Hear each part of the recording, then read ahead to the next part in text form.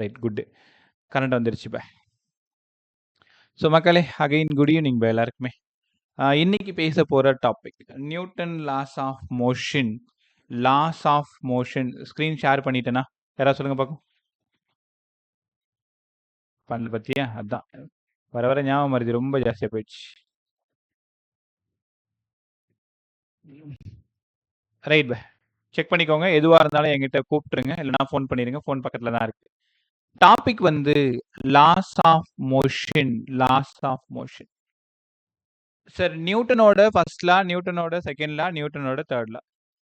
இந்த லெசனோட ஹீரோ யாருன்னா force.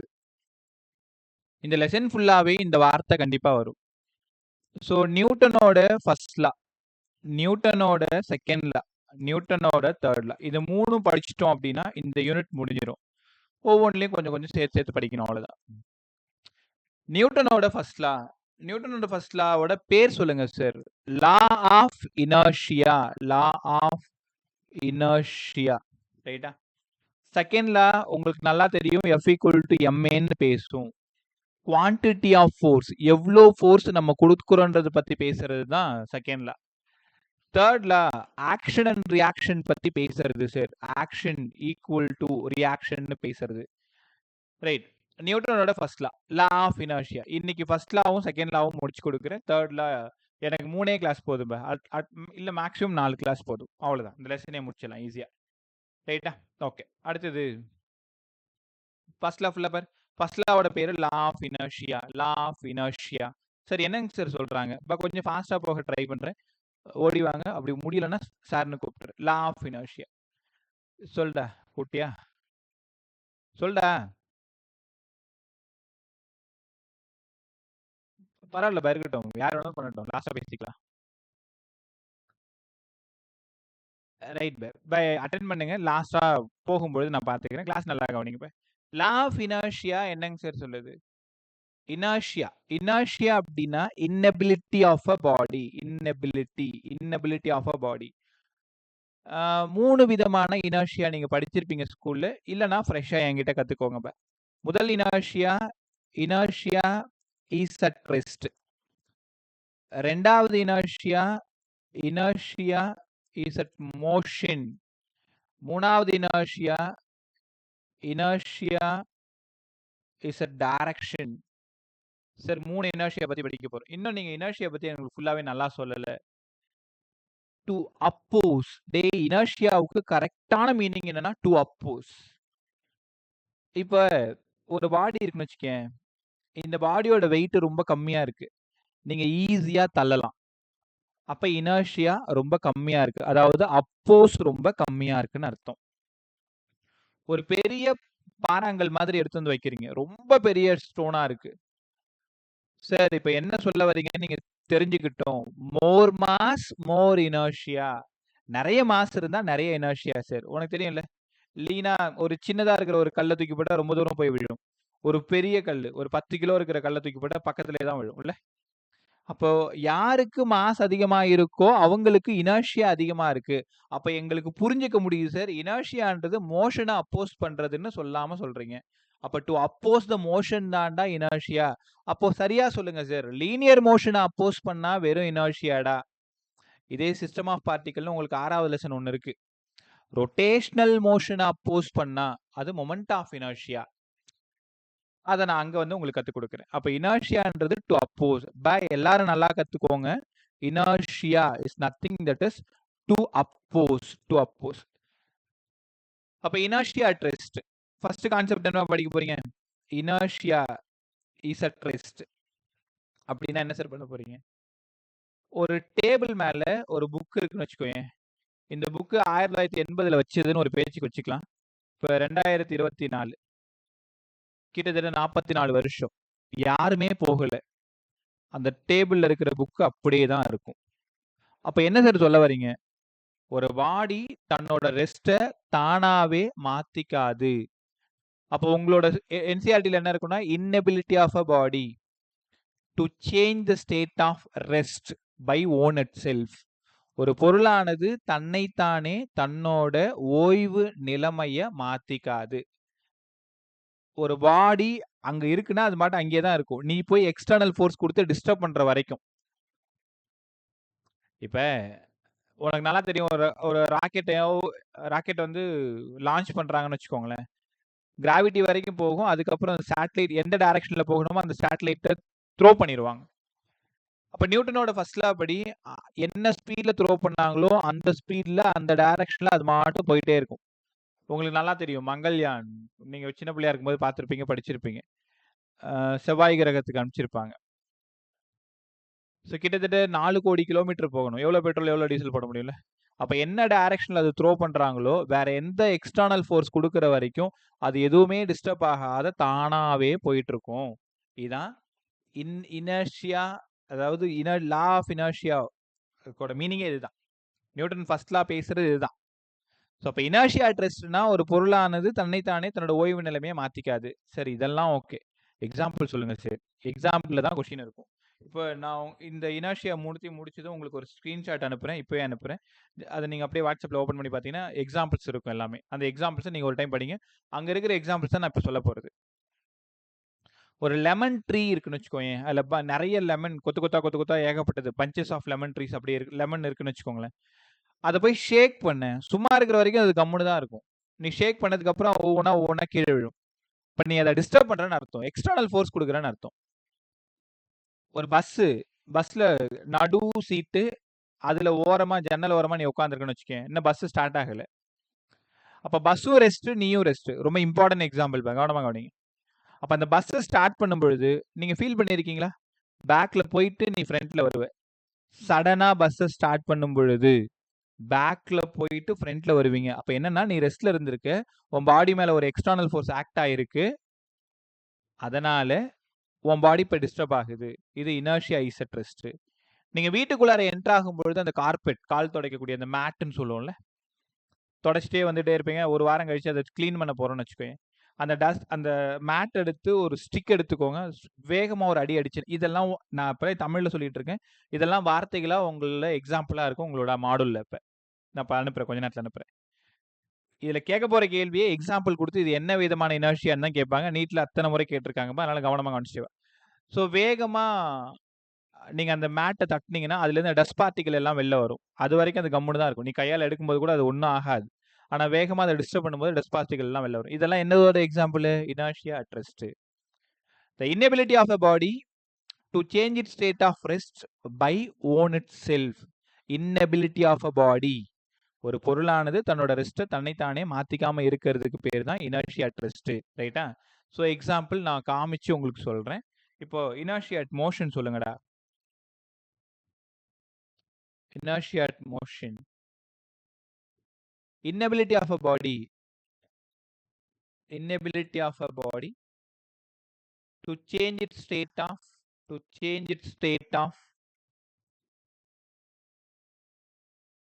motion by own itself. ஒரு பொருளானது தன்னோட மோஷனை தானாவே மாத்திக்க முடியாது. அது மாட்டும் இயக்கத்திலே தான் இருக்கும். இப்ப நான் சொல்லல, நீங்க சேட்டலைட்டை ப்ரொபல் பண்ணிட்டீங்க, அது மாட்டும் டிராவல் ஆகிட்டே இருக்கும். எந்த டைரக்ஷன்ல நீங்க த்ரோ பண்ணீங்களோ அதே டைரக்ஷன்ல போயிட்டே தான் இருக்குமே தவிர அது டிஸ்டர்பே ஆகாது. ஒருவேளை இங்க மார்ஸ், அதாவது அந்த செவ்வாய் கிரகம் இங்க வந்துருச்சு அப்படின்னா, இங்க போனதுக்கு அப்புறம் ஒரு மோட்டரை ரிவர்ஸ்ல ஆன் பண்ணி கொஞ்சம் கொஞ்சமா அதோட ஸ்பீடை குறைச்சு சேஃபா லேண்ட் பண்ணுவாங்க. அப்ப இது வரைக்கும் எந்த பிரச்சனையுமே இருக்காது. அப்ப இந்த மோஷனை வேற எந்த எக்ஸ்டர்னல் ஃபோர்ஸ் கொடுத்தாதான் அது டிஸ்டர்ப் ஆகும். அது வரைக்கும் அப்படியே தான் இருக்கும். அப்ப இனர்ஷியா அட் மோஷன் என்ன சார் சொல்லுது? Inability of a body to change its state of motion by own itself. ஒரு பொருளானது தன்னோட இயக்க நிலைனா மோஷன்ல இருக்கக்கூடிய அந்த ஸ்டேட்டை அதால டிஸ்டர்ப் பண்ணிக்க முடியாது. இது உங்களுக்கு ரொம்ப தெரிஞ்ச எக்ஸாம்பிள்ஸ்லாம் நிறைய இருக்கும். இதுல ஏதாவது நல்ல எக்ஸாம்பிளா சொல்லுங்க சார். நிறைய சினிமாக்கள்ல பார்த்துருப்பீங்க. பஸ்ல ஹீரோஸ் எப்பவுமே பாரு உருப்படாம தான் ஹீரோஸா இருப்பாங்க. ஃபுட்போர்ட்ல தொங்கினே அப்படியே போவாங்கல்ல. ஸ்டேஜ் தான் பஸ் ஸ்டாப் அப்படின்னா, பஸ் வர்றதுக்கு முன்னாடியே, அதாவது இந்த ஸ்டேஜ் வர்றதுக்கு முன்னாடியே அவங்க அந்த படிக்கட்டுல இருந்து இறங்குவாங்க. பார்த்துருப்பீங்க. நிறைய ரஜினி படத்துலலாம் பார்த்துருப்பீங்க. ஸோ இறங்கும் பொழுது என்ன ஆகும்னா, அவர் மட்டும் கொஞ்சம் தூரம் ஓடி போய் தான் நிப்பாரு. இல்ல நானெல்லாம் மன்னர் பரம்பரை அப்படியே தான் நிப்பேன் அப்படின்னா, உந்து மூக்க தான் உடைச்சுக்கணும். கரெக்ட்டா? ஏன்னா, அந்த பஸ்ஸோட மோஷன் அவரோட பாடியிலயும் இருக்கிறதுனால, அவர் இறங்கும் பொழுது பஸ்ஸோட டைரக்ஷன்லயே கொஞ்சம் தூரம் ஓடி போய் தான் நிக்கணும். இது எக்ஸாம்பிள் 1. இதை விட நல்ல எக்ஸாம்பிள் நீங்க பார்த்திருப்பீங்க. ஒரு அத்லெட் நீ தான் ஒரு சூப்பரான அத்லெட்னு வச்சுக்கோ, நல்ல ரன்னர்னு வச்சுக்கோயேன். இல்லன்னா ஜாவலின் த்ரோ பண்றவன் நீரஜ் சோப்ரா மாரி ஒரு ஆள்னு வச்சுக்கோயேன். நீ வேகமா ஓடி வந்து பால த்ரோ பண்ணும் பொழுது, நான் இதுக்கு நேரா நின்னு தான் த்ரோ பண்ணணும்னு அவனால த்ரோ பண்ண முடியும். வந்த நீ என்ன பண்ற? கொஞ்சம் தூரம் ஓடி போய் தான் நிக்க முடியும். காரணம் மோஷன் அதிலே அட்டாச் ஆயிருக்கு. ஸோ ஒரு பவுலர் வேகமா ஓடி வந்து பவுல் பண்றாரு அப்படின்னா, அந்த அந்த பவுலர் கோர்ட் அங்கேயே நின்றாரு. கொஞ்சம் தூரம் ஓடி போய் தானே அவரால நிக்க முடியுதுல்ல. இதெல்லாம் இனர்ஷியா அட் மோஷன். இது கூட வேணாம்டா. ஒரு படத்துல வடிவேலு வந்து நடு பஸ்ல நின்னுட்டு இருப்பாரு. பக்கத்துல ஒருத்தர் உட்காந்துக்கிட்டு அவரோட கையால் கூட உட்காந்துருப்பாரு. நீங்க பார்த்திருப்பீங்க இந்த காமெடிய. கண்டக்டர் ஏன் உங்க அண்ணன் உட்கார மாட்டாரான்னாரு. உடனே வடிவேலு என்ன சொல்லுவாப்ல, நாங்கெல்லாம் ட்ரெயின்லயே உட்கார மாட்டோம். எங்க நாங்க எப்பவுமே உட்கார மாட்டோம்ன்ற மாரி ஒரு டயலாக் பேசுவாரு. அது அவரு பேசினா தான் சிரிப்பா இருக்கும். நம்ம பேசினா அது காமெடியா கூட இருக்காது. திடீர்னு விசில் அடிப்பாரு. சடன் பிரேக் இருக்கும். உடனே ஓடி போய் விழுவாரு. கண்ணாடி உடைச்சுட்டு அந்த பக்கம் விழுவாரு. இதான் அங்க நடந்த காட்சி. ஆனா அங்க அந்த காமெடி பார்க்கும்பொழுது அவ்வளோ நகைச்சுவையா இருக்கும்னு வச்சுக்கயேன். அது நான் சொல்லும்பொழுது அவ்வளோ சுவாரஸ்யமா இல்ல. அங்க போய் உடைச்சுட்டு விழுவாரு. இது சாதாரண மக்களுக்கு ஒரு நகைச்சுவையா இருக்கும். ஸோ உன்ன மாதிரி பிசிக்ஸ் படிச்ச அறிவாளிகளுக்கு எல்லாருமே இது இனர்ஷியா அட் மோஷன்னு தெரியும். ஏன்னா, அந்த பாடி மேல அதாவது அவர் மோஷன்ல இருக்கக்கூடிய பாடியில தான் அவர் இருக்காரு அவரு. ஸோ சடன் பிரேக் அப்ளை பண்ணும்பொழுது அவர் பாடி டிஸ்டர்ப் ஆகுது. அதனால அவர் ஃப்ரண்ட்ல மூவ் ஆகுறாரு. ஓடி போய் விழறாரு. இதுக்கு நடுவுல ஒரு 4 இயர்ஸ்க்கு முன்னாடியே பச்சையப்பாஸ் பசங்க வந்து பஸ் டே கொண்டாடுனாங்க. அதுவும் வீடியோ ரொம்ப வைரல் ஆச்சு. ஒரு 20 பசங்க பஸ்ஸோட ஃப்ரண்ட்ல இந்த இடத்துல இதான் டிரைவர் சீட்டுன்னா, இங்க மேல உட்கார்ந்திருந்தாங்க. 20 பசங்க மேல உட்கார்ந்திருந்தாங்க. ஆட்டம் போட்டுட்டு உனக்கு தெரியல பஸ் டே காலேஜ் பசங்க எப்படி கொண்டாடுவாங்க அப்படின்ட்டு. சடன் பிரேக் அடிக்கும் பொழுது மேல இருக்கிற அத்தனை பேரும் கொத்தா கீழ விழுந்தான். அந்த வீடியோ ஃபுல்லா அவ்வளவு வைரல் ஆச்சு. கொஞ்சமாவது பிசிக்ஸ் அறிவு இருந்திருந்தா அந்த இடத்துல உட்கார்ந்திருக்க மாட்டான். அப்படியே உட்கார்ந்திருக்கும் போது ஏதாவது புடிச்சுட்டாவது உட்கார்ந்திருக்கணும். சடன் பிரேக் அப்ளை பண்ணும்பொழுது இந்த மோஷனுக்கு இந்த மோஷன் வர வேண்டியதுனால அவன் கீழ விழறான். அப்ப இதெல்லாம் என்ன சார் நான் சொன்ன எக்ஸாம்பிள் அப்படியே உங்க பேப்பர்ல இருக்கும். இந்த உடனே அனுப்பிச்சு விடுறேன். Inertia at motion. inability of a body to change its state of motion by own itself. by இதுக்கு பேர் inertia at motion டா. சரி கத்துக்கிட்டோம். ஒரு பாடி ரெஸ்ட்ல இருக்கும் டிஸ்டர்ப் பண்ற வரைக்கும். ஒரு பாடி மோஷன்லயே இருக்கும் டிஸ்டர்ப் பண்ற வரைக்கும். அதானே சொல்ல வரீங்க? எக்ஸாம்பிள் கரெக்டா படிச்சுக்கணும் அவ்வளவுதானே? Okay. Inertia direction. Inertia at direction. நீங்க எல்லாரும் பஸ்லயோ கார்லயோ போயிருப்பீங்க. ஸோ இது வந்து நீங்க ஒரு கார்ல போறீங்கன்னு வச்சுக்கோங்களேன். இது வந்து ஒரு டர்னிங் லெஃப்ட்ல. எனக்கு வந்து இது லெஃப்ட். இந்த இடம் ரைட்னு வச்சுக்கோங்க.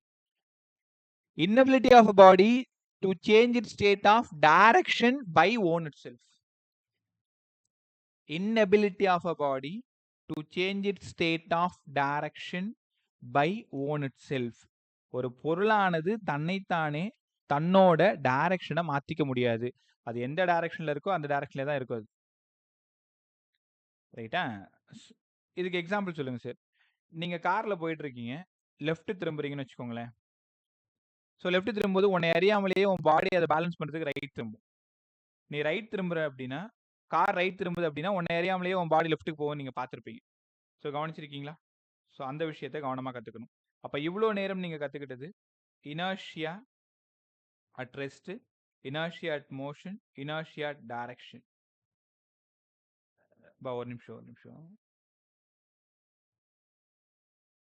ஒரு நிமிஷம் அந்த எக்ஸாம்பிள்ஸ் உங்களுக்கு ஷேர் பண்ணிடுறேன். ஒரு ஸ்கிரீன்ஷாட் மட்டும் எடுத்துட்டு வரேன். ஒரே நிமிஷம். மூணுத்தையும் யோசிச்சுட்டே இருங்க. இப்போ இனர்ஷியானா என்னடா சார்? மாஸ் தான் sir inertia. More mass more inertia, less mass less inertia.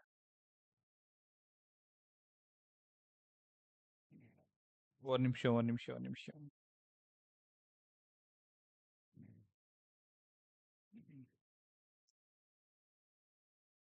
இப்போ உங்களோட 2 பேரோட குரூப்லயுமே போட்டிருக்கேன். அப்புறம் புது பசங்களோட குரூப்லயும் போட்டிருக்கேன். Inertia at rest, inertia at motion, inertia at direction. Okay, ஒரே நிமிஷம். எல்லாருமே நான் சொல்ற ஸ்கிரீன்ஷாட் எடுத்து பாருங்க. இன்னும் உங்களுக்கு ஸ்கிரீன்ஷாட் வரல.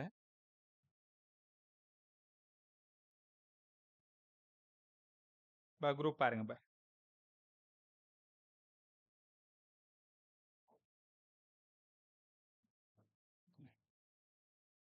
அதாவது அந்த நோட்ஸ் அனுப்பிச்சுன்னா அதில் செகண்ட் பேஜ் ஆலன் பசங்கள்ட்ட அந்த புக்கில் இருக்கிறது தான், வேற ஒன்றும் இல்லை. இதில் நீங்கள் படிக்க வேண்டியது ரொம்ப ரொம்ப முக்கியமாக எல்லாருமே அதை எடுத்துக்கோங்க. வாட்ஸ்அப் காப்பி எடுத்துக்கோங்க. ஓப்பன் பண்ணிட்டீங்களா? ஓப்பன் பண்ணிட்டா ஒரு எஸ் சொல்லா.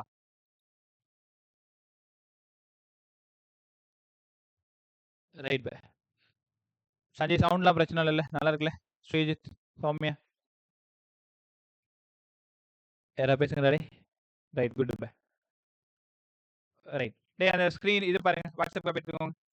அதில் inertia at motion, inertia at rest, inertia direction.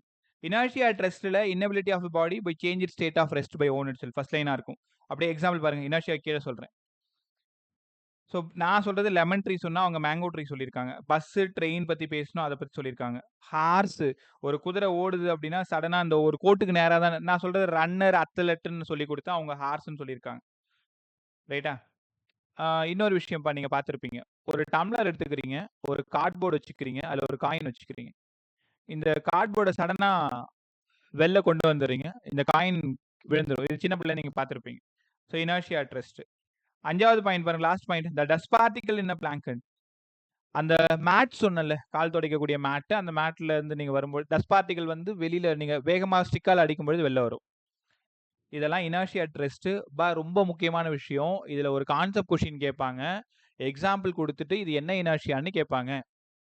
அதனால எல்லா எக்ஸாம்பிளையும் ஒழுங்காக ரீட் பண்ணு. அப்படியே இனர்ஷியா அட் மோஷன் பாருங்க. when a bus train stop suddenly சொன்னல, வடிவேல் கதை அதுதான் அது. அப்புறம் வேகமாக ஒருத்தர் ஓடி வராரு, அப்புறம் பவுலர் பவுல் பண்ணுறாரு, அத்லெட் ரன் பண்ணுறாரு. இது எல்லாமே ஃபுல்லாக இனர்ஷியா அட் மோஷன். அதே மாதிரி இனர்ஷியா டைரக்ஷனோட எக்ஸாம்பிள், ஸ்ட்ரெயிட் ரன்னிங் காரு ஷார்ப்பாக திரும்பும் பொழுது அவர் வந்து ஆப்போசிட்டில் திரும்புறதும் இனர்ஷியா டைரக்ஷன்றதை கவனமாக கற்றுக்கணும். ரைட்டா? உங்களோட முக்கியமான வேலை இந்த எக்ஸாம்பிள்ஸ் எல்லாத்தையும் கிளாஸ் முடிஞ்சதும் உடனே நீங்கள் படித்து முடிக்கணும். அதுதான் உங்களோட வேலையை. ரைட்டா? ஸோ இது சும்மா கொஞ்சம் நேரம் இதில் ஒரு கொஷின் ஷியூராக கேட்பாங்க. அதனால் இந்த ஒரு கொஷினோட கான்செப்ட்ஸும் நீங்கள் நல்லா படிச்சுக்க வேண்டியது. ஆக்சுவலாக இப்போ தான் நம்ம லெசன் உள்ளார என்டர் ஆகிறோம். நியூட்டனோட ஃபர்ஸ்ட்லாம் பேசிகிட்டு இருக்கோம். இது வரைக்கும் உங்களுக்கு புரிஞ்சிருக்கும்னு நம்புறேன். தெரியலன்னா சார்னு கூப்பிட்டு எனக்கு இன்னொரு டைம் சொல்லிக் கொடுங்கன்னு கேளு. எனக்கு தெரியல சார்னு சொல்லு. ரைட்டா? ஸோ உன்னோட ஃப்ரீடம் நம்ப எத்தனை முறை வேணாலும் கேட்கலாம். ஆக்சுவலாக நேற்று ஆசையாக இருந்தேன் மேக்னெட்டிக் எஃபெக்ட்ஸ் ஆஃப் சம் போட போகிறேன்ட்டு. சொல்லுவேன்.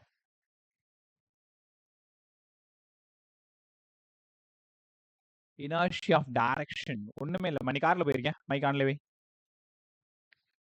ஃப்ளைட்லேயே போயிருக்கேன்றியா? போயிருக்கியா? இந்த ஷார்ப் டேர்னில் ரைட் பஸ் சீக்கிரமாக போயிடுவேன். டாக்டர் ஆகினதுக்கு அப்புறம் போயிடலாம். இந்த sharp டேர்ன்லாம் பார்த்துருக்கோம்ல,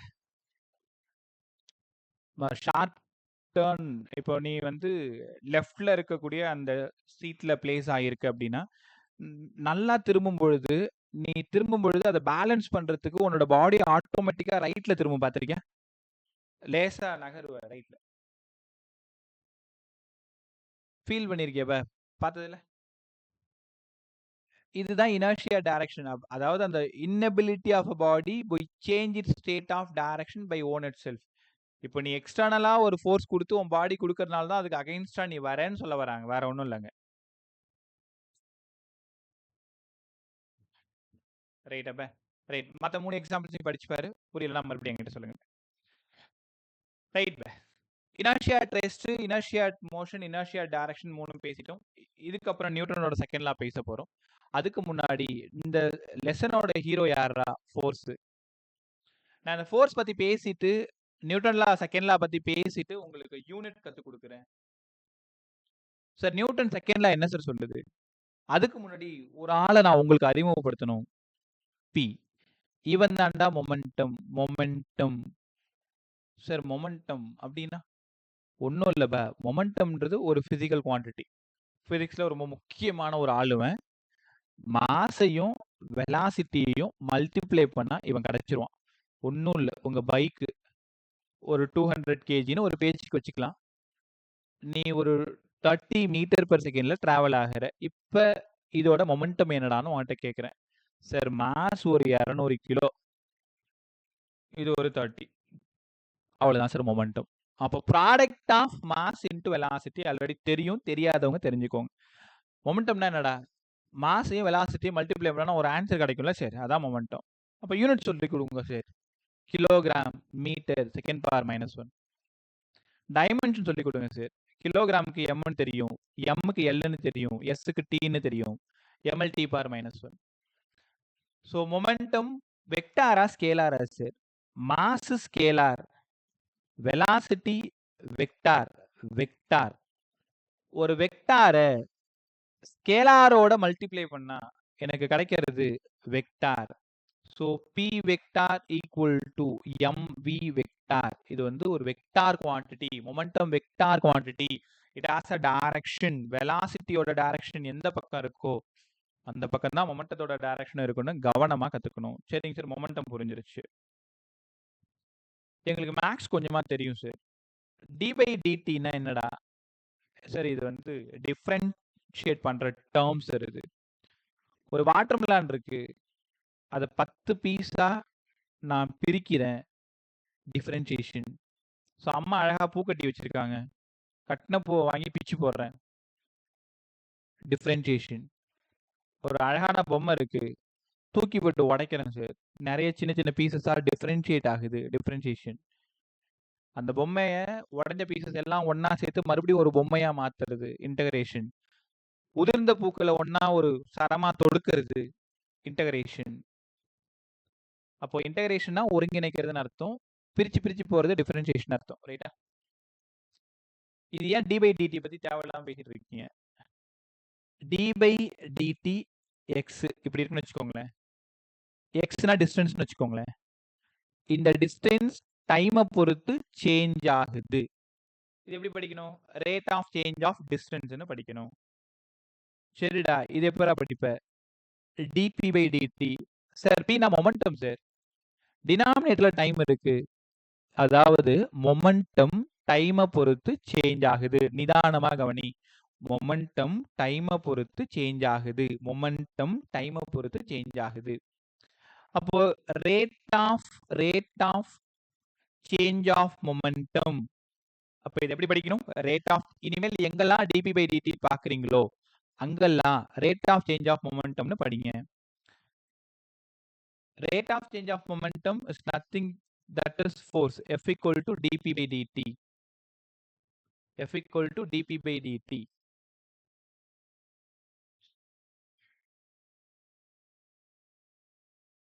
P equal to mv. Rate of change of momentum is called as force. இதுதான் நியூட்டனோட செகண்ட் லா. Pக்கு பதிலா என்னடா? mv sir. பட் நான் ஒரு டெரிவேஷன் போறேன், அந்த டெரிவேஷனை கரெக்டா ஃபாலோ பண்ணிட்டே வாங்க. ஸோ Pக்கு பதிலா mv. So F equal to d/dt of mv. UV formula போடுங்க. F equal to m into dv/dt plus v into dm/dt. F equal to m into dv/dt plus v into d. உங்களுக்கு தெரியும்ல UV formula, படிச்சிருப்பீங்க. 11th தெரியாதவங்க தெரிஞ்சுப்போங்க. First u differentiate, u வச்சுக்கிட்டு v differentiate பண்ணணும், plus v வச்சுக்கிட்டு u differentiate பண்ணணும். அதாவது d/dt of uv இதான் ஃபார்முலா. u வச்சுக்கோங்க, v டிஃபரன்ஷியேட் பண்ணுங்க, பிளஸ் v வச்சுக்கோங்க, u டிஃபரன்ஷியேட் பண்ணுங்க. நான் இங்க m தான் u, கரெக்டா? அப்ப m into dv/dt plus v into dm/dt. கவனமா கவனிங்க. இந்த ஈக்குவேஷன் உங்கள்கிட்ட ஏதோ சொல்ல வருது. சரி, என்னங்க சார் சொல்ல வருது? மாஸ் கான்ஸ்டன்ட், வெலாசிட்டி சேஞ்ச் ஆகுது. செகண்ட் டேர்ம்ல வெலாசிட்டி கான்ஸ்டன்ட், மாஸ் சேஞ்ச் ஆகுது, கரெக்டா? அப்போ இதுக்கப்புறம் ஃபோர்ஸுக்கு ஃபுல் ஈக்குவேஷன் சொல்லிடான்னா m into dv/dt v into dm/dt. இதை தான் நீங்க முதல்ல சொல்லணும். சரி, அதுக்கப்புறம் ஒருவேளை மாஸ் கான்ஸ்டன்டா இருந்து நான் 2 பாயிண்ட் எழுத போறேன், கவனமா கத்துக்கிட்டே வாங்க. வெலாசிட்டி சேஞ்ச் ஆச்சுன்னா, இப்போ உன் பைக் எடுத்துட்டு நீ போற, மாஸ் மாறுமா வெலாசிட்டி மாறுமா? கொஞ்சம் கொஞ்சமா ஸ்பீட் இன்க்ரீஸ் பண்ற 40 வந்துட்டு ரைட். ரொம்ப அழகா சொன்னீங்க. வெலாசிட்டி தான் மாறும், மாஸ் மாறாது. அப்போ இந்த ஃபார்முலா எப்படி சார் ரீஅரேஞ்ச் பண்றது?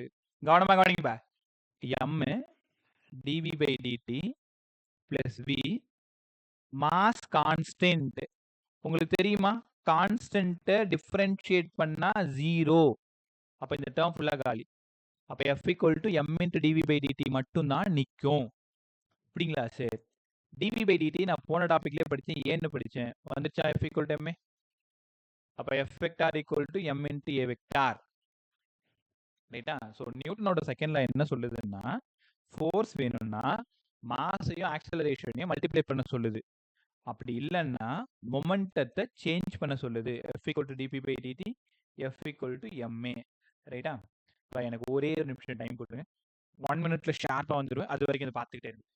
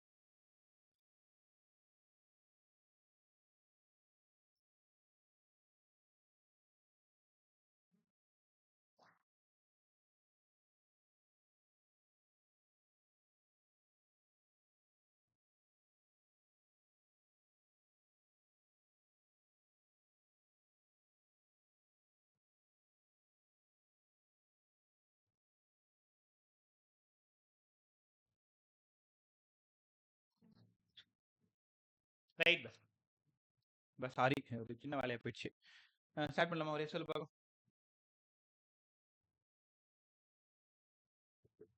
Right bus. 24 எஸ் வரணும். 3 எஸ் என்னோடது. மீதி 21 எஸ் வரணும். 2 எஸ் வந்திருக்கு.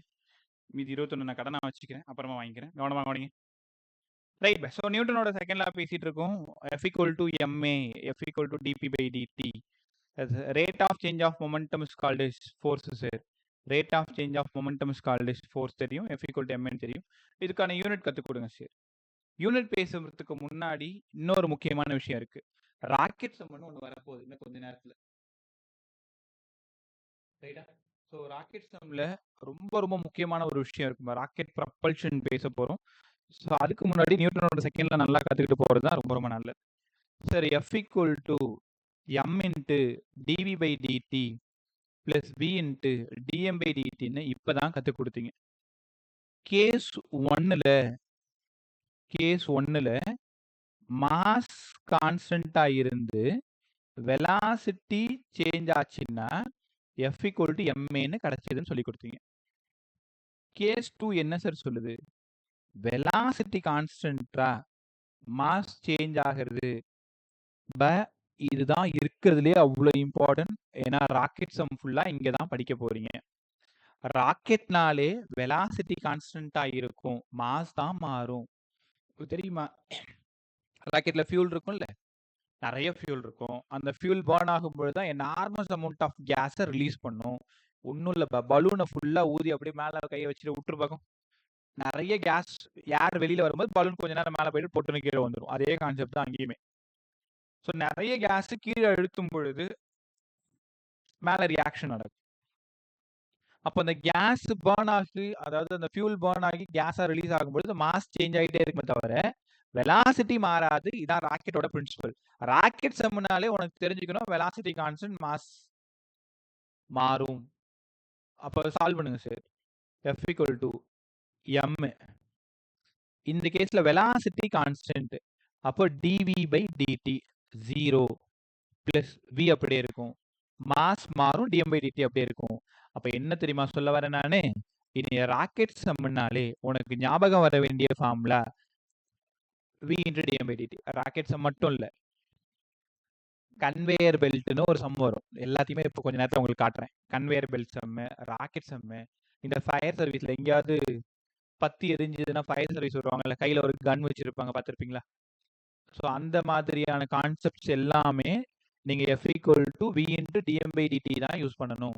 f = v into dm/dt தான் பயன்படுத்தணும். ரைட்டா? இப்போ சொல்ல ஒரு சின்ன ரிவிஷன் வேணும். ரைட் பை. ஸோ நியூட்டனோட செகண்ட் லா சஞ்சய் என்ன சொல்லியிருக்கோம்? dp/dtன்னு சொல்லியிருக்குமா? சும்மா அப்படி மைக் ஆன் பண்ணிட்டே வாங்க. p = m கத்து கொடுத்தனா? அப்போ full formula d/dt of m ன்னு எழுதணுமா? uv ஃபார்முலா போட்டு இந்த ஃபார்முலா எடுத்துட்டு வந்தோமா? இந்த ஃபார்முலா எங்கேயுமே பயன்படாது. ஏன்னா இங்க 2 விஷயம் சொல்லியிருக்கோம். வெலாசிட்டியும் சேஞ்ச் ஆகுற மாதிரி மாஸும் சேஞ்ச். அது எப்படி நடக்கும்? ஒரே நேரத்துல வெலாசிட்டி மாஸ். இந்த ஃபார்முலா எங்கேயுமே பயன்படாது. நான் எழுதியிருக்கனே இந்த லாஸ்ட் ஃபார்முலா 4ஆம் நம்பர் ஃபார்முலா எங்கேயுமே யூஸ் ஆகாது. இது மேஜர் ஃபார்முலா, மெயின் ஃபார்முலா. அங்கிருந்து சிச்சுவேஷனுக்கு தகுந்த மாதிரி நீங்க யூஸ் பண்ணணும். ஒன்றும் இல்லடா, உன் வண்டி எடுத்துக்கிட்டு வெஹிக்கிள் எடுத்துக்கிட்டு போற, அப்ப மாஸ் கான்ஸ்டன்டா இருக்கும், வெலாசிட்டி சேஞ்ச் ஆகும். கரெக்டா? அந்த நேரத்துல நீ எந்த ஃபார்முலா? ரோட்ல போற வெஹிக்கிள் சம் கேட்டாங்கன்னா எந்த ஃபார்முலா யூஸ் பண்ணணும்? m into dv/dt யூஸ் பண்ணணுமா? கரெக்டா? அதே ராக்கெட் சம் வந்தா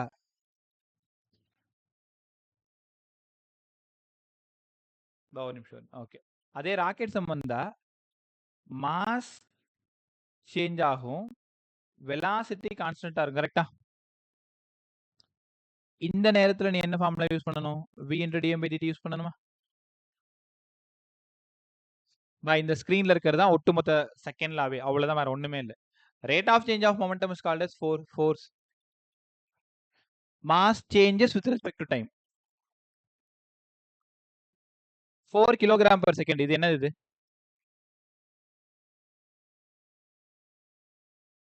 4 kilogram per second. என்ன டேட்டா? dm/dt இல்ல? எப்படி கண்டுபிடிச்சோம்? கிலோகிராம் per second வச்சு தானே கண்டுபிடிக்கணும்.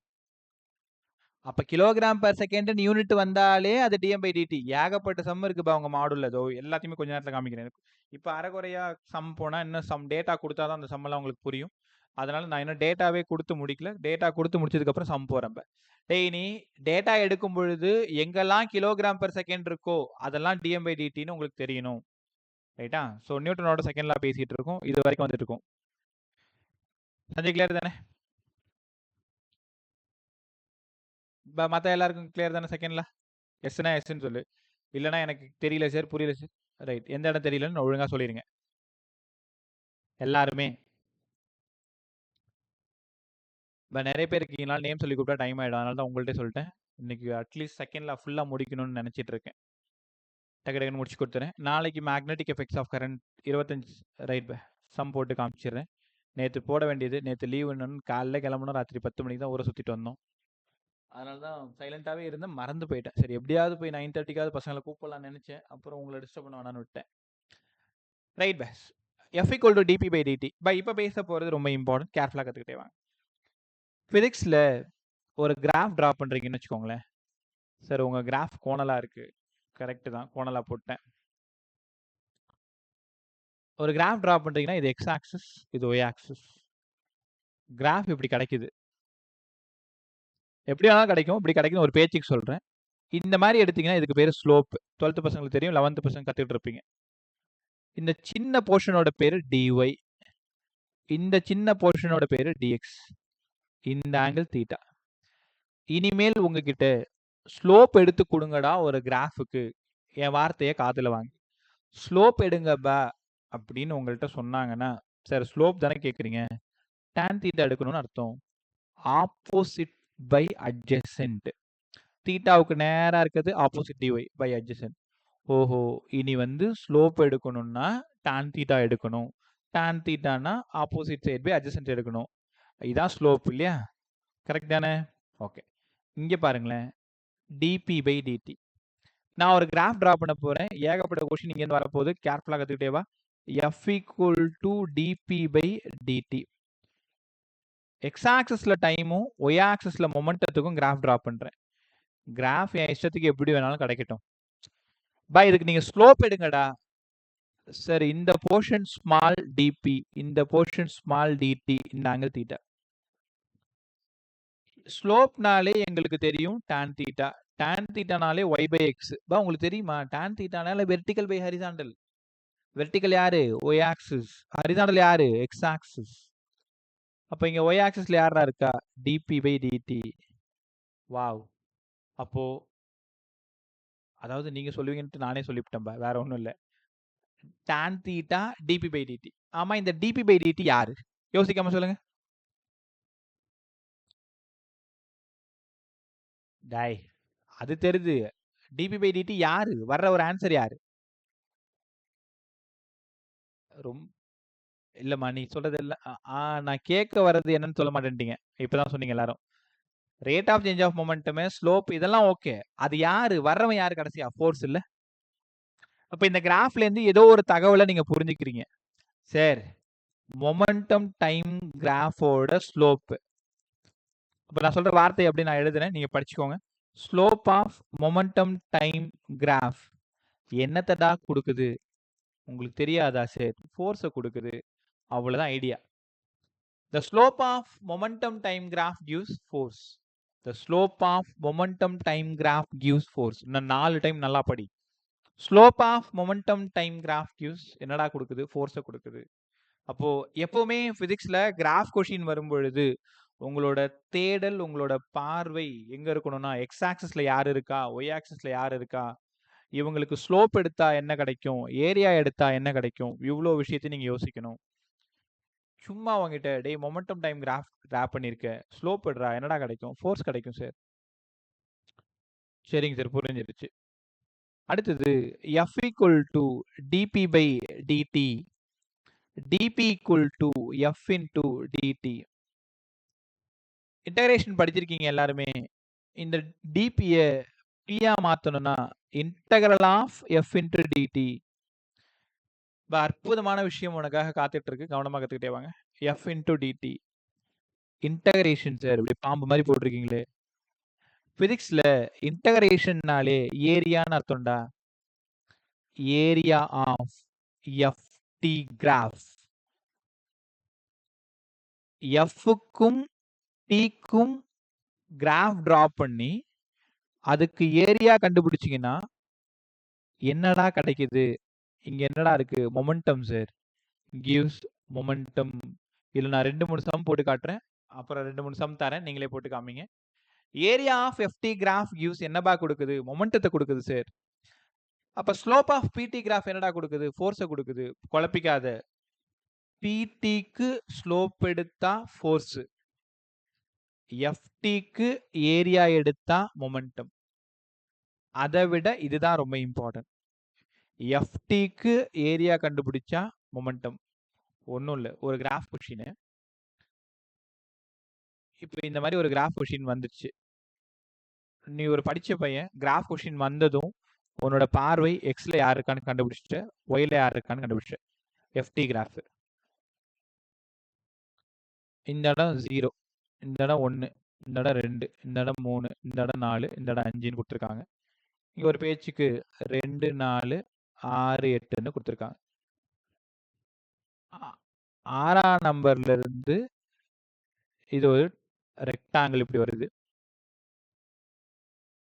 அதுக்கப்புறமா 3ஆம் நம்பருக்கும் இங்க இருந்து போயிட்டு இங்க ஒரு ட்ரையாங்கிள் இப்படி இருக்கு.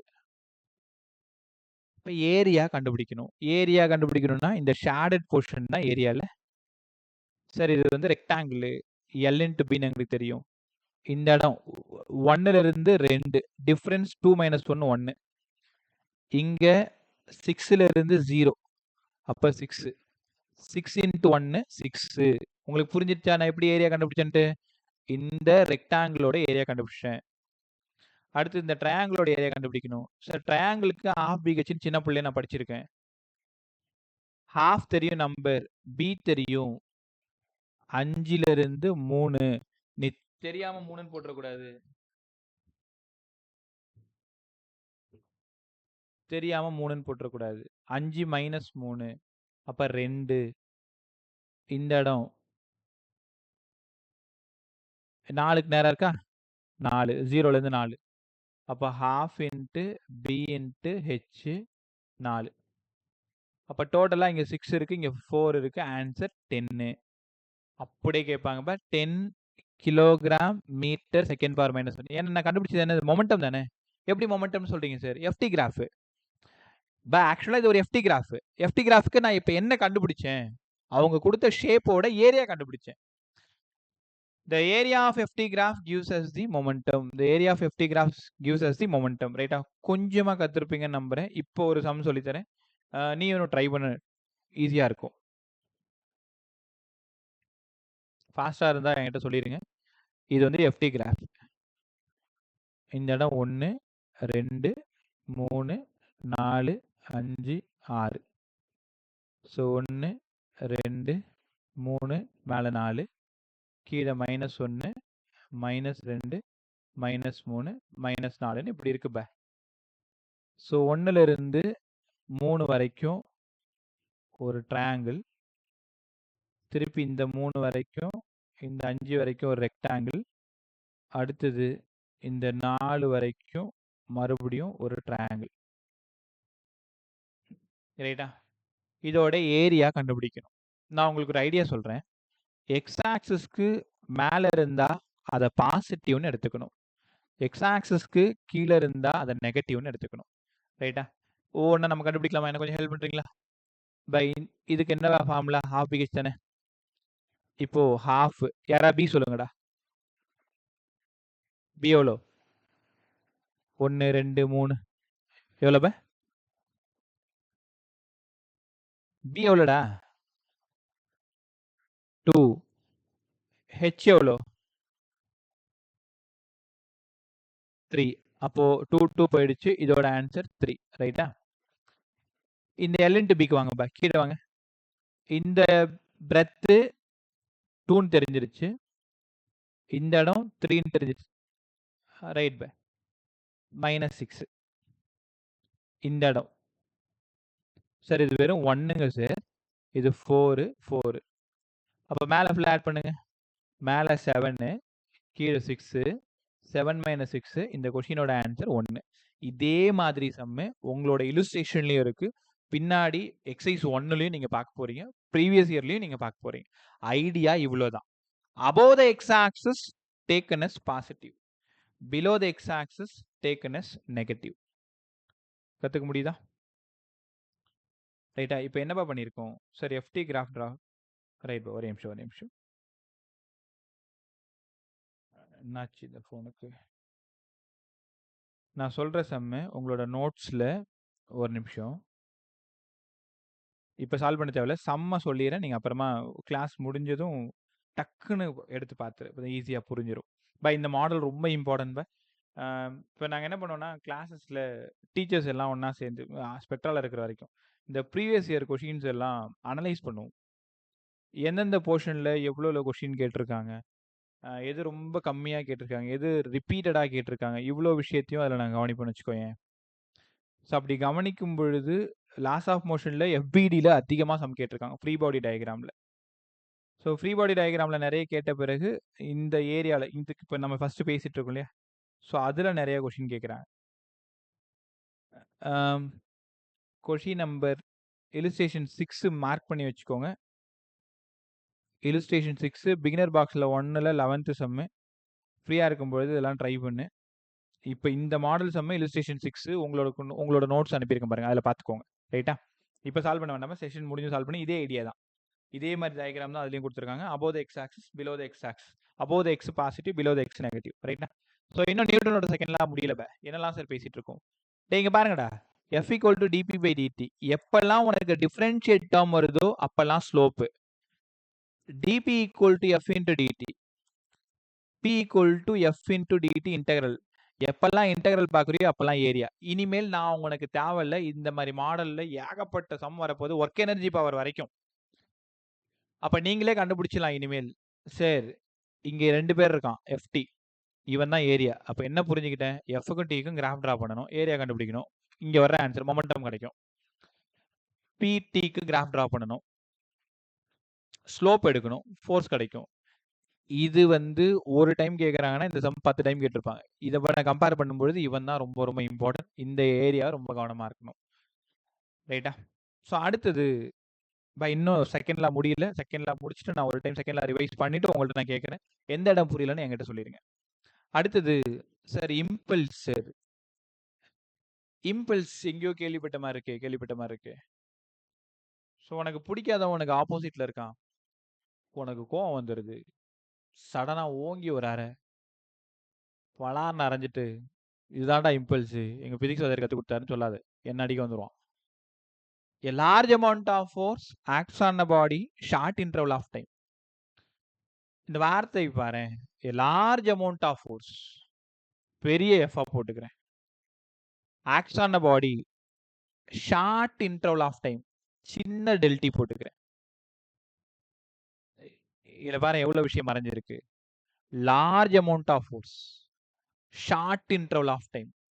ஒரு நொடி பொழுதுல வேகமா ஒரு ஃபோர்ஸ் ஆக்ட் ஆனா அதுக்கு பேரு தாக்குதல்.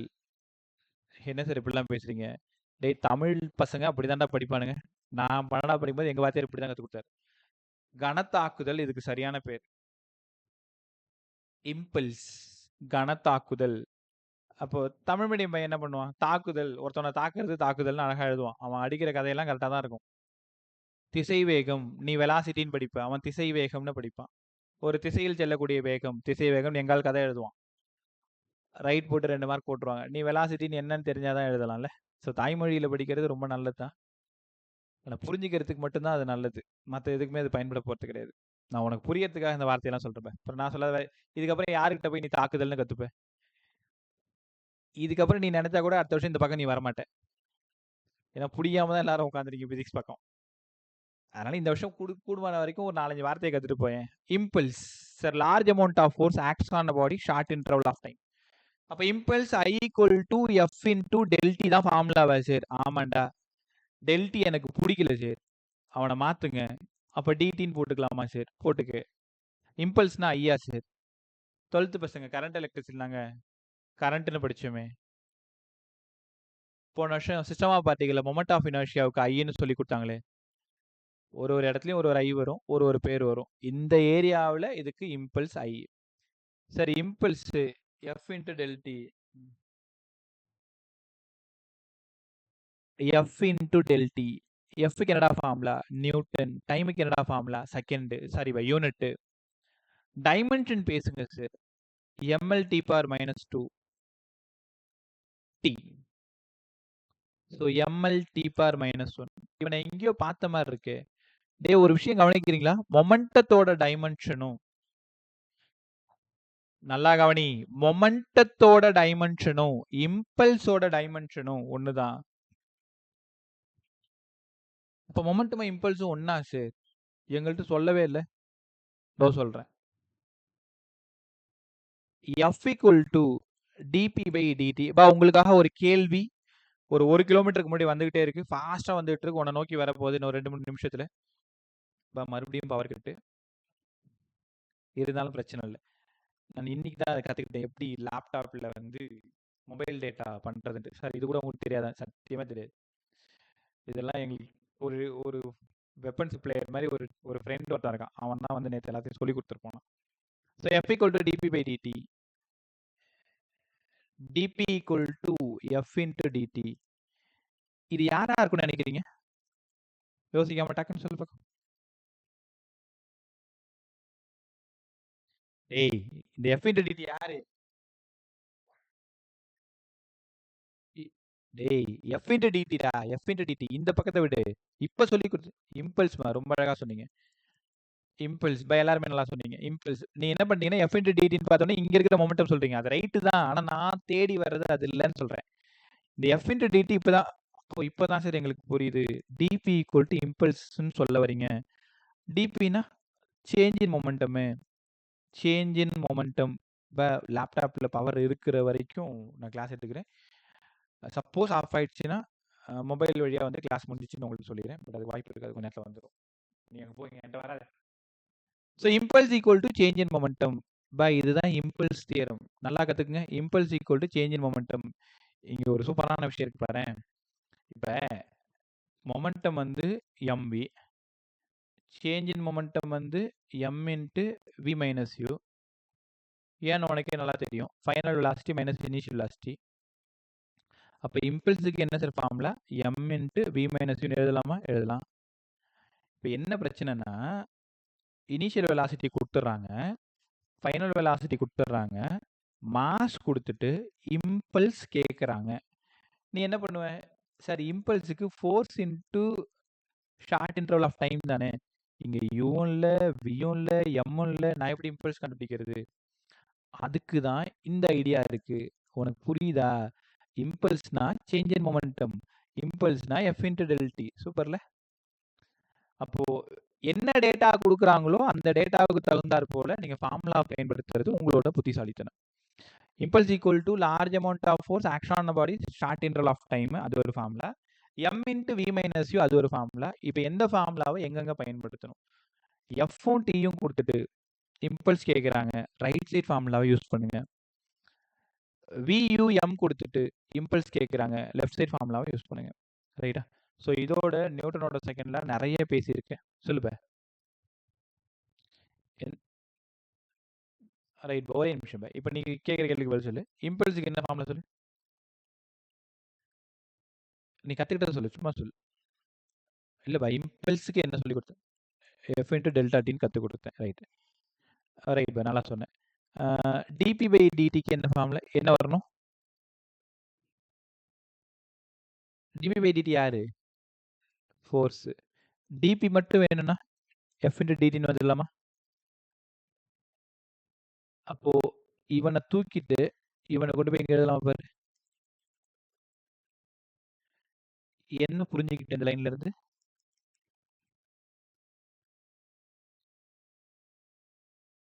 இம்பல்ஸும் சேஞ்ச் இன் மொமெண்டமும் ஒன்றுன்னு புரிஞ்சுக்கிட்டேன் இல்லையா? அப்போ சேஞ்ச் இன் மொமெண்டத்துக்கு என்ன formula?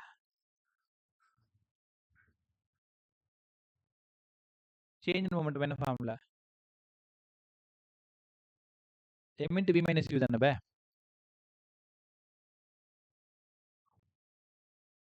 m into v minus U. இம்பல்ஸுக்கு வேற ஒரு ஃபார்ம். ஆமா, f இன்ட்டு டெல்டின்னு ஒரு ஃபார்முலா இருக்கா?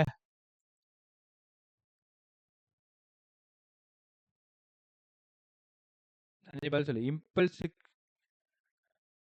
ஒரே நிமிஷம் பவர்ல, அதனால இவ்வளோ நேரம் அப்படி இருந்ததா? மற்ற சொல்லுங்க. கிளியரா இருக்குல்ல? இப்போ கிளியரா இருக்கா? Right by. இப்போ இம்பல்ஸுக்கு ரெண்டு ஃபார்முலா உங்க கண்ணுக்கு தெரியுதான்னு பாரு. இந்த ரெண்டு ஃபார்முலா உங்க கண்ணுக்கு தெரியுதா? m into v minus you, f into டெல்டி. இப்போ கொஷின்ல இனிஷியல் ஸ்பீட் கொடுத்துருக்காங்க, ஃபைனல் ஸ்பீட் கொடுத்துருக்காங்க, மாஸ் கொடுத்துருக்காங்க. என்ன ஃபார்முலா பயன்படுத்துவோம் இம்பல்ஸ் கண்டுபிடிக்கிறதுக்கு? ரைட். ஃபோர்ஸ் கொடுத்துருக்காங்க, டைம் கொடுத்துருக்காங்க. என்ன ஃபார்முலா பயன்படுத்துவேன்? செகண்ட் ஃபார்முலா இல்லையா? அவ்வளோதான். இவ்வளோதான் இம்பல்ஸ் ஃபுல்லாகவே. ரைட்டா? ரைட். ஒரு நிமிஷம் ரெக்கார்டர் ஆஃப் பண்ணிட்டு வரேன்.